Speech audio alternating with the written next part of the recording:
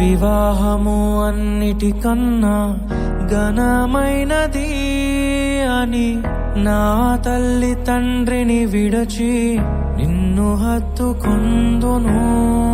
క్రీస్తు యేసు సంగమునకు శిరస్సైయుండులాగున నేను నా భార్యకు శిరస్సుగా ఉండెదను. నా ప్రియ సతీవే నాలో భాగస్వామివై యేసును వెంబడించు సహవాసివై అంతము వరకు నీకు తోడయుండి క్రీస్తుని నీడలో ఫలించెదము.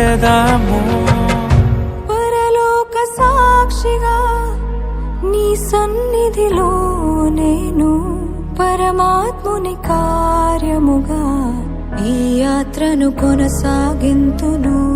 పరలోక సాక్షిగా నీ సన్నిధిలో నేను పరమాత్ముని కార్యముగా ఈ యాత్రను